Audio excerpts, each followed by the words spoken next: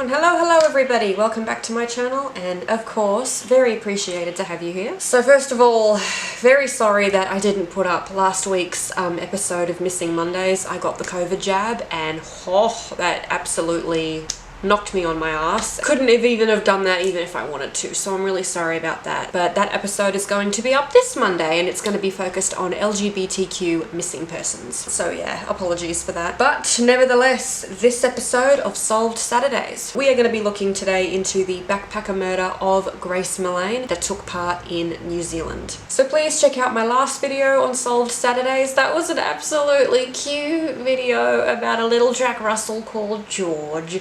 So please, if you're interested, go and check that out. As you know, I have a whole playlist on my channel too, so have a look at that if you have time. And without further ado, let's get into today's case. And this one was also a requested case that was requested by my good friend Donna, so thank you very much to Donna for requesting that I cover this case today. Grace Millane was born Grace Emmy Rose Millane, and she was born on the 2nd of December 1996. She was born to parents Dennis and Gillian, and she had two brothers called Declan and Michael. Originally, Grace was from a place called Wickford, and that was in Essex, located in England. There she spent the majority of her life, especially her teenage years. So when Grace was 21 years of age, she had recently graduated university from the University of Lincoln, and there she studied a bachelor's degree in advertisement and marketing. She was an Arsenal supporter, and in her free time she enjoyed watching such TV shows such as Walking Dead, Gossip Girl, Skins, Gotta Love Skins, and Mrs. Brown's Boys. She was described by her family as a very young, very vibrant girl. Her father described her as very fun-loving, lovely and outgoing, as well as being very family-orientated. And after her studies, like so many of us at that age, she decided that she wanted to go backpacking. Especially she wanted to take a gap year from studying before she got like a regular 9-to-5 job and just, you know, go out and see the world a little bit. And that is exactly what she did. This is really starting to sound like the Mia Aleph Chung case, isn't it? So I'm not sure if she went to any other prior travels before this, but I do know that for the 6 weeks before she arrived in New Zealand, she spent 6 weeks in South America. And from Peru in South America, she was going to travel to New Zealand, and there she intended to spend 2 weeks. She was just going to go sightseeing and do some traveling around the North Island before eventually returning home to England. So on the 20th of November 2018, Grace arrived in Auckland, and she spent the first couple of days just going around, you know, sightseeing, traveling, doing this and that. I believe she kind of went around the general coast of the whole of the North Island before eventually returning to Auckland on the 30th of November. And at this time, she checked into a backpackers hotel. Now, the funny thing is about this is that I was actually backpacking around New Zealand the year before in 2017. And when I went to Auckland, I actually stayed in the same hostel that she was staying at. I stayed at Base Backpackers in Auckland. How crazy is that? So she was going to be in Auckland for a few days, and she decided that while she was there, she was going to go through her Tinder to see if there was any potential matches of any of the people that were around. I'm unsure if she had Tinder before then or if she downloaded it just when she arrived to Auckland, but regardless, she got out her phone, she got out her Tinder, and she had a little look through in case she wanted to meet up with anybody for a drink or for dinner. She was scrolling through all of her potential matches, and there was a few that she did swipe right with, and one particular profile that she swiped right. And this person who responded to her straight away, whose profile she swiped right, was the profile of a man called Jesse Kempson. So they chatted for a bit, and Grace decided that she liked him, and she entertained the idea of meeting up with him. I believe it was that evening or it was the evening after, I'm not sure, but she was pretty certain and she was happy with meeting up with him to go out into Auckland City and just grab a bite to eat and have a few drinks. And this night was a pretty special night because it was the 1st of December. It was the night before her birthday, which was on the 2nd, and she would have been turning 22. So that day, on the 1st of December at approximately 5:30, Grace left Base Backpackers where she was staying and headed out to go to meet up with Kempson.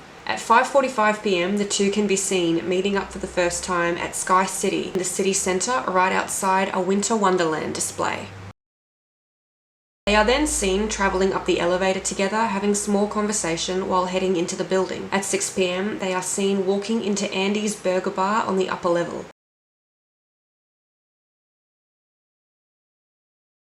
Here they approach the bar and order some drinks before taking a seat on the bar stools and continuing conversation. Thus far, everything pretty much seemed normal with Jessie, and the whole date was kind of going fine. Grace seemed very happy, she seemed very chatty, she was very engaged with him, and the two of them seemed as though they were just having a fun time talking and getting to know one another. So eventually they ordered some drinks and some food, and Kempson paid, and they turned to find a place to sit in the restaurant. At about 7 p.m, they get up to leave and can be seen exiting the restaurant together, still in high spirits, and moments later they are spotted entering another bar called the Mexican Cafe.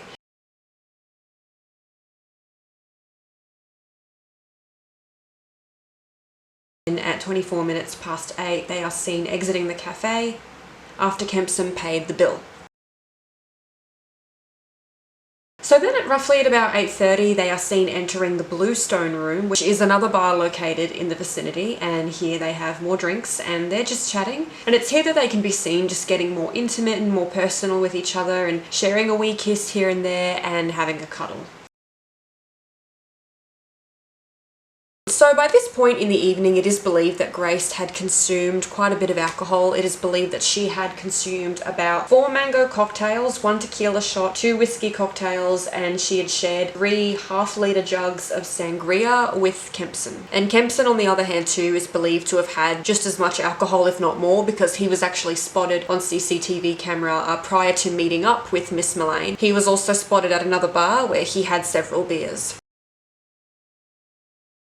So far, they seemed really affectionate towards each other and everything seemed friendly in nature. Kempson could even be seen in some shots running his hand through her hair and cuddling up to her. At about 9:15 p.m, Grace messaged a friend as she was getting on so well with Kempson, and she felt like she was really connecting with him. Also at this time, you can see that Kempson is out of shot, and while he was out of frame, he posted a comment to Grace's Facebook complimenting her profile picture on how nice she looks. At 9:40, they can be seen on the street having left the bar and walking to Kempson's accommodation in the city called the City Life Hotel. Here they can be seen walking through the lobby as well as entering the elevator to get to Kempson's room, which was room number 308 on the 3rd floor. The following morning, on the 2nd of November, at roughly 8 a.m, Kempson left his room and headed down to the lobby, but Grace was not with him. In fact, Grace wasn't spotted ever leaving the hotel room. Later, at 8:12 a.m, Kempson can be seen purchasing a suitcase from a local warehouse store. Then when he returned back to his accommodation at around about 8:15, at 8:30 a.m, he is then spotted buying cleaning supplies from a local Countdown supermarket. He then returns back to his accommodation at 8:40. Also reported that during this time frame too, that Kempson had hired a professional carpet cleaner. He said that the reason he needed the carpet cleaner was because he needed to get a wine stain out of the carpet in his hotel room. And also within this time, he was on Tinder, trying to arrange to meet up with more women later that day. Now, it was the 2nd of December, which meant that it was now officially Grace's birthday, and tons of Grace's friends and family, especially back home in England, were texting her and messaging her and calling her, trying to get a hold of her to wish her a happy birthday. In addition to this, her Facebook was filling up with birthday and well wishes. But within this time frame, one thing became increasingly clear, and that was that nobody could get a hold of her, especially her parents. But they just thought that they would wait it out. Maybe she's busy, maybe she's asleep. They just thought they would give it some time and that eventually she would call them back. At 4 p.m. later that day, Kempson can be seen leaving the City Life Hotel again. He heads out and goes to a local restaurant called Reveille, and it's here that he has planned to meet up with another Tinder date. Also previously, he had gone to a car rental company and paid for a red Toyota hatchback rental vehicle that he planned on renting for a few days. So him and this woman, who has remained unidentified, they sat down a bit and they're also seen on CCTV just having a few drinks and chatting a little bit. But this woman definitely picked up a bit of a strange vibe. Not so much a concerning vibe, but just strange. It was strange the things he was talking about. He talked about missing people and people dying during kinky sex. Needless to say, this woman felt very uneasy towards Kempson, and quickly they parted ways as soon as they finished their drinks. And she was even reported to have walked in the opposite direction of her car just because she didn't want him to know what kind of car she was driving or the direction that she would drive off in. That's kind of how uneasy he made her feel. So at roughly 9:30 p.m. that night, Kempson can be seen with a luggage trolley. He was transporting 2 suitcases, one identical to the suitcase that he purchased earlier, leaving room 308 and loading the trolley into the elevator. He then wheeled the luggage out of the front door, out into the street to his rental Toyota hatchback that was parked out the front of the hotel. He then proceeded to load both of them into the trunk. He drove off and was then later spotted at the hardware store buying a shovel. So in the days that followed Grace's 22nd birthday, of course her family became increasingly worried because it had now been 3 days now. Nobody, friends, family, anyone, had received any type of contact from Grace, and this was extremely unlike her. Especially after her birthday and especially after 3 days, alarm bells started going off. So her parents decided to contact her hostel because they knew where she was staying, and the hostel confirmed that yes, she was staying there and she was still supposed to be staying there, but they hadn't have seen her, and somehow they knew that she hadn't have come back from that night on the 1st. So on that note, her parents decided to contact New Zealand police to report their daughter as missing. So when police were notified, they just kind of conducted initially just a casual welfare check. They went to the hostel. When it was confirmed that there hadn't have been no sign of her, especially from the reception desk at the hostel, and it was pretty much the green light to open up an official investigation into where she had gone. And it was from that moment that Grace was classified as a missing person. So pretty much straight away when they opened up this missing persons case, Jesse Kempson, the boy that she'd been on the Tinder date with, was the very first person that they looked into in terms of a person of interest. And this was largely due to the fact that he had left that comment under her profile picture on the 1st of December. That was kind of their first kind of tip-off / inclination that they needed to look into him and his whereabouts, because he was basically the last person to see Grace alive that night. So they asked him for questioning, and he obliged, and while he was in questioning, he maintained his innocence in the fact that him and Grace parted ways that night at 10 p.m. He maintained that for a very long time. Yes, they were together, yes, they went out, yes, they had a drink, but nevertheless, they separated at 10 p.m. So, who is Jesse Kempson? I hate talking about the murderer. Has anybody noticed that? Anyway, I gotta get over that. At the time in 2018, Jesse Kempson was 28 years of age, and he was born in Wellington in 1991. So growing up, Jesse's parents separated at the age of 9, and his mother moved overseas. And basically in the years that followed his parents' separation, he tried, I believe, multiple times to contact his mother and establish some kind of a relationship, but unfortunately those efforts never really got far, and she showed a general disinterest in getting to know Jesse or having any type of interest in his life. And as a result of this, it is said that he developed severe anxiety and depression. And with a little therapy, he said that he was eventually able to cope with these strong feelings. So in his youth, he lived for a brief time with his grandfather before eventually moving in with his father, who had since remarried and had a whole different family. At school, Jesse participated in sports, as well as when he graduated, he also worked as a labourer and he also worked as a bar attendant. The various places where he lived around New Zealand, and especially in the Auckland area, he would share houses with other flatmates. And the interesting thing that all of these flatmates report was that Jesse was known to tell very extravagant stories that people knew were just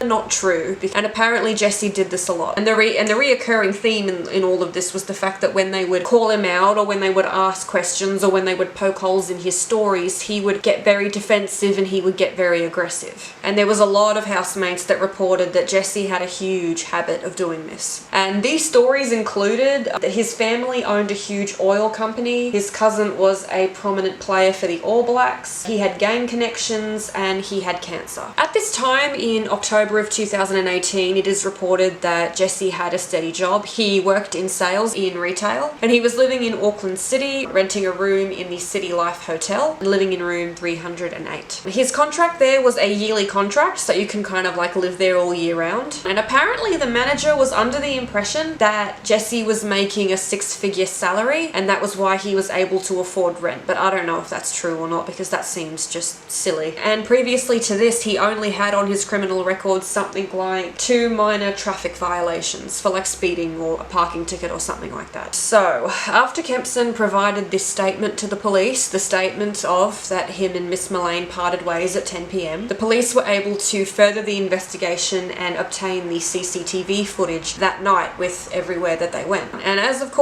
we can guess, this greatly contradicted Jesse's statement. So I think after the first round of interviewing, they then got him back for a second round and they questioned him further. But basically when they presented him the evidence on his second interview of like, hey, we know you're lying, he had no other option, he had no choice but to confess to the truth. And basically he said that yes, him and Miss Millane did go back to his hotel room that night and they did engage in sexual intercourse, but that everything was consensual. He said that she consensually asked him to choke her and he accidentally went too far and ended up killing her. He said that he didn't know until hours after, until she was already dead. Eventually, a few hours after, he woke up in the bathroom and he came out into the bedroom, and he thought that Grace had already packed up and gone, but then when he went to the bed he realized she was still lying in the bed, and he went to check on her and he noticed that she had blood either coming out of her mouth or nose and that she was cold and she wasn't breathing. He tried several times to wake her up, but she was unresponsive. He also later claimed that he did think to call the ambulance, but then decided not to do that because of how bad it looked, and that's what prompted him to basically just leave her in his hotel room.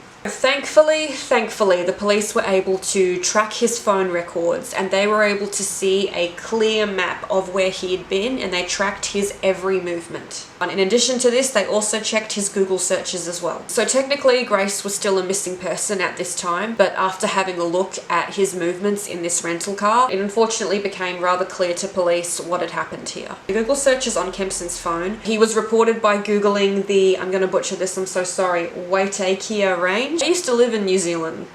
How shame is this, and I am butchering this, I'm so sorry. Yes, he researched this national park. I believe he also researched how to get there as well. In addition to this, there was also some hardcore porn searches as well, some very explicit material, but the most telling evidence on his phone was the fact that there was explicit post-mortem photographs that were also taken of Miss Millane in degrading positions. So after this was discovered, the efforts to get to that national park went underway straight away, and police units were sent out to search the area and investigate further. In this time, Grace's father, Dennis, flew out from the UK. Her mother, Gillian, wanted to join her too, but her mother had actually just come out of surgery for cancer and couldn't join her husband in the efforts to find Grace. It was in this time that Mr. Millane just gave out a very heartbreaking public outcry, just asking the public for Grace's safe return, asking for clues and tips, and just expressing how much he loved his daughter. And I do want to make a point of that. This man absolutely doted on his daughter. He absolutely loved her, so it was really heartbreaking watching that news conference. Unfortunately, only just a few days after Grace went missing, her body was found only 30 feet from the roadside in a shallow grave on Scenic Drive. And this news, along with the discovery of her body, sent just shockwaves through New Zealand and back home in Grace's home country back in England as well. And as a result, shortly thereafter, Jessie Kempson was arrested for the murder of Grace Millane. After her body was taken to the coroner's office, the coroner was able to perform an autopsy and concluded that Grace definitely had been murdered, and her cause of death was strangulation. And in addition to this, she also had lots of bruising all over her body. So at this point, Kempson had already been in police custody for roughly 2 days, but now he was officially, thank God, charged with her murder. And so in the new year, on the 16th of January 2019, Kempson appeared in court and began the trial proceedings. And he began by pleading not guilty. So the trial continued on until the 22nd of December 2020. And thank goodness, even though his defense tried to say that this was a mistake and this was an accident and that he didn't mean to kill her, he was finally convicted of several charges, and that included but this was from another victim in an instance that occurred a few months before Miss Millane's death. Sexual violation, threatening to kill, again, this was also from another victim, as well as he was also convicted for assault as well. And some of this was also done with a separate trial that also was carried out in 2020. It had nothing to do with the death of Miss Millane. And some interesting facts that was also revealed during this trial, and that was that Mr. Kempson had disposed of Miss Millane's clothes, phone, wallet and purse in a rubbish bin somewhere in the national park, and unfortunately for the family, those items have never been recovered. Additionally, also before he returned the car rental, he had also thoroughly deep cleaned it on the inside and the outside. In the aftermath of Grace's death, the whole of New Zealand came together to mourn her loss, because everybody felt so bad that this had happened in New Zealand, because nothing like this typically ever really happens in New Zealand, especially not to a traveller. And New Zealand's Prime Minister Jacinda Ardern actually issued a formal apology to Grace's family, saying that Grace should have been safe in New Zealand and that she is deeply sorry that she wasn't. Father Dennis, in the weeks after her death, also visited the site where Grace's body was found in the shallow grave. and a beautiful traditional Maori ceremony was performed to put her soul at rest, and also he performed a blessing on the family which Dennis's father accepted on behalf of his grieving wife and remaining 2 children. So on the 21st of February, Kempson was finally sentenced to a life in prison. So even though he's sentenced to life in prison, he can technically apply for parole after he served the minimum of 17 years. So even though he does have a life sentence, it is possible he could get out on good behaviour or something like that. But the chances of him getting out are slim. I seriously don't think they would ever release someone like him back into the public and risk him doing it again. And the really harrowing part is the fact that Mr. Millane, he sat through the trial. I don't know if he sat through the entire thing, but he did sit through a majority, and he heard all of the awful things that this absolute lowlife did to his beautiful, incredible daughter. He also wept as he watched the CCTV footage of Grace's final moments alive, basically, that was played in court during the trial, and I can't imagine how hard that must have been for him, that poor man. And even to this day, Kempson is still serving his prison sentence somewhere in a jail in New Zealand.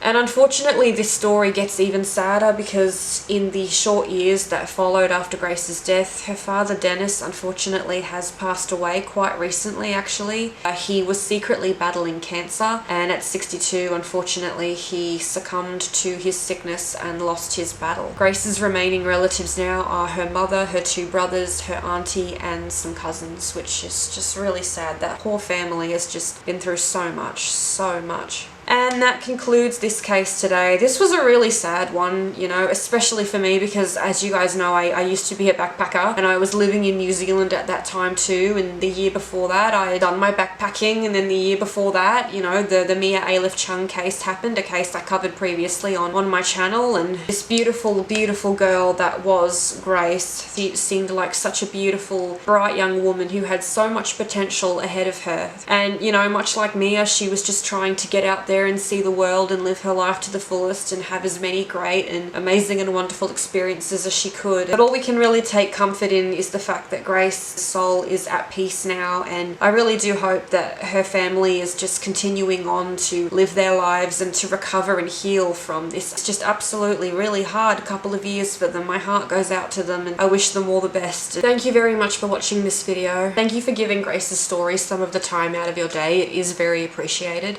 Every click goes towards the memory of Grace and just telling her story and spreading awareness for things like this. That concludes the beautiful story of Grace Millane for Solved Saturdays today. Thank you very much for tuning in, and I'll see you next time on next week's episode. As always, stay safe and take care out there.